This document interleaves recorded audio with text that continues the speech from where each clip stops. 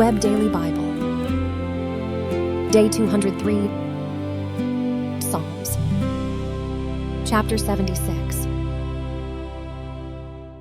For the chief musician, on stringed instruments, a psalm by Asaph, a song.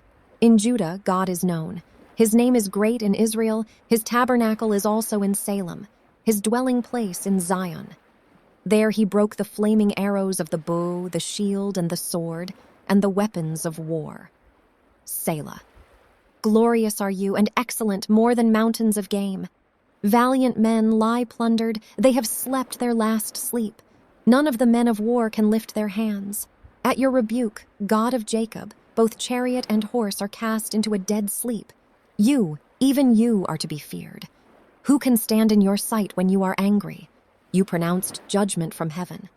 The earth feared and was silent when God arose to judgment to save all the afflicted ones of the earth. Selah. Surely the wrath of man praises you. The survivors of your wrath are restrained. Make vows to the Lord your God and fulfill them. Let all of his neighbors bring presents to him who is to be feared. He will cut off the spirit of princes.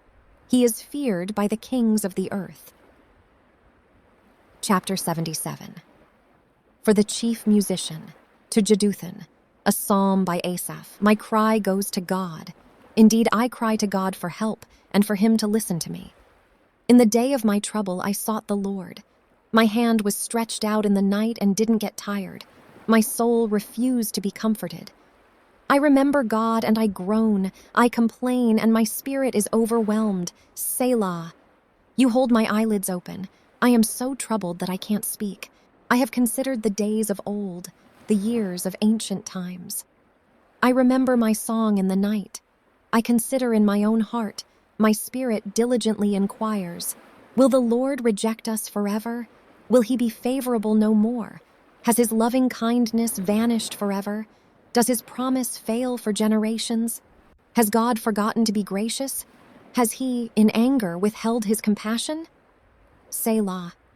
Then I thought, I will appeal to this, the years of the right hand of the Most High.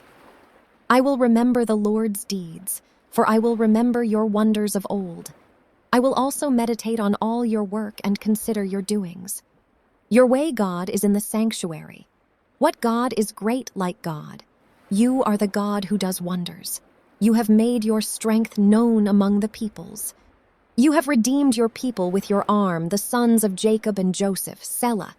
The waters saw you, God. The waters saw you, and they writhed. The depths also convulsed. The clouds poured out water. The skies resounded with thunder. Your arrows also flashed around. The voice of your thunder was in the whirlwind. The lightnings lit up the world. The earth trembled and shook. Your way was through the sea, your paths through the great waters. Your footsteps were not known. You led your people like a flock by the hand of Moses and Aaron. Chapter 78. A contemplation by Asaph. Hear my teaching, my people. Turn your ears to the words of my mouth. I will open my mouth in a parable. I will utter dark sayings of old, which we have heard and known, and our fathers have told us. We will not hide them from their children, telling to the generation to come the praises of the Lord, his strength and his wondrous deeds that he has done. For he established a covenant in Jacob and appointed a teaching in Israel which he commanded our fathers, that they should make them known to their children, that the generation to come might know, even the children who should be born, who should arise and tell their children, that they might set their hope in God and not forget God's deeds, but keep his commandments, and might not be as their fathers, a stubborn and rebellious generation, a generation that didn't make their hearts loyal, whose spirit was not steadfast with God.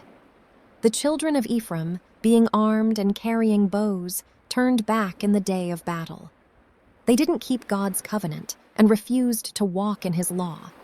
They forgot his doings, his wondrous deeds that he had shown them. He did marvelous things in the sight of their fathers, in the land of Egypt, in the field of Zoan. He split the sea and caused them to pass through. He made the waters stand as a heap. In the daytime he also led them with a cloud and all night with a light of fire. He split rocks in the wilderness and gave them drink abundantly as out of the depths. He brought streams also out of the rock and caused waters to run down like rivers. Yet they still went on to sin against him, to rebel against the Most High in the desert. They tempted God in their heart by asking food according to their desire. Yes, they spoke against God. They said, "Can God prepare a table in the wilderness? Behold, he struck the rock so that waters gushed out and streams overflowed. Can he give bread also? Will he provide meat for his people?" Therefore the Lord heard and was angry. A fire was kindled against Jacob. Anger also went up against Israel, because they didn't believe in God and didn't trust in his salvation. Yet he commanded the skies above and opened the doors of heaven. He rained down manna on them to eat and gave them food from the sky. Man ate the bread of angels. He sent them food to the full. He caused the east wind to blow in the sky. By his power he guided the south wind. He also rained meat on them as the dust, winged birds as the sand of the seas. He let them fall in the middle of their camp, around their habitations. So they ate and were well filled. He gave them their own desire. They didn't turn from their cravings. Their food was yet in their mouths when the anger of God went up against them, killed some of their strongest, and struck down the young men of Israel. For all this they still sinned and didn't believe in his wondrous works. Therefore he consumed their days in vanity and their years in terror.